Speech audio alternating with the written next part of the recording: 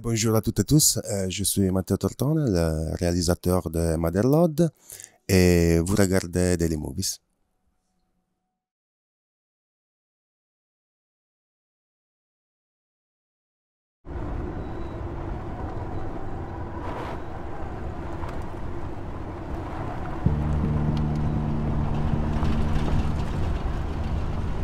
Escucha, este no es un cuento, son muchos.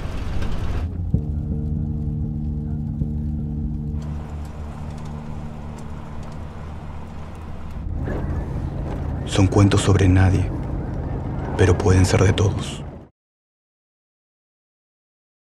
Oui, le Motherload, c'est un faible sur la recherche de l'art contemporaine.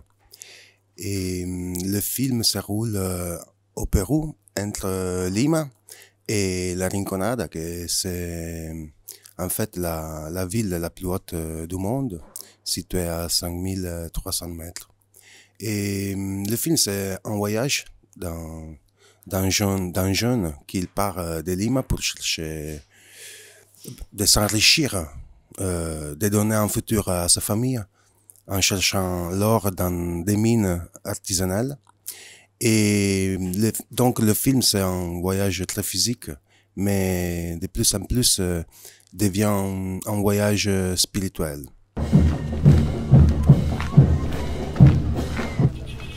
Hablan de la suerte, del amor, del oro y de la muerte.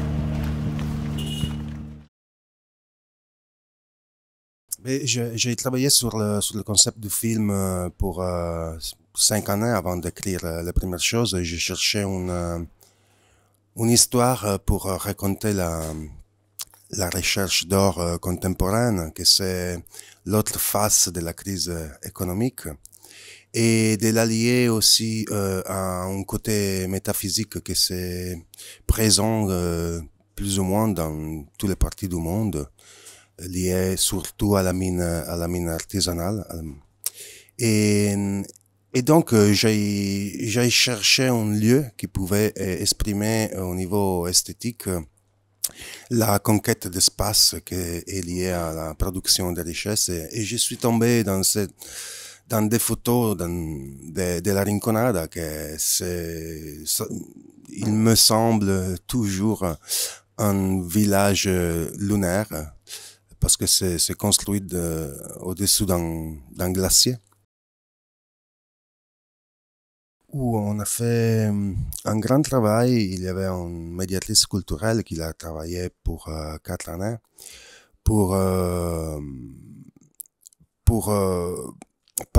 nous donner la possibilité de rester à la Rinconada et travailler pour des semaines et construire des relations avec les gens qui habitent là-bas, parce que le but c'était pas de voler des images de la Rinconada, mais c'était plutôt de construire des relations, et avec les relations faire un film ensemble avec des gens qui l'habitent et qui travaillent là-bas.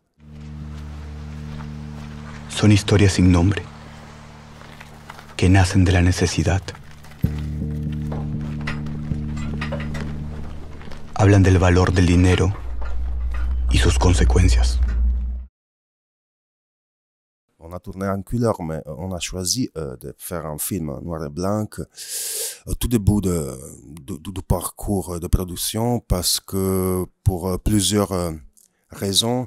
La première, c'est que j'ai toujours pensé à ce film comme un film sur la course à l'or contemporaine qui au niveau mondial, donc que c'est tourné, qui se base sur des histoires péruviennes, mais qui c'est une histoire métaphorique qui vaut pour tout le monde.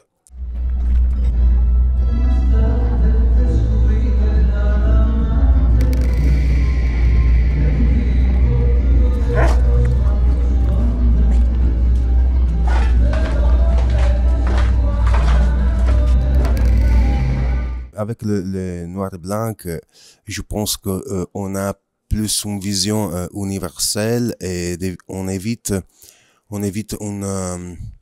de souligner le côté exotique les lieux qu'on traverse pendant le film.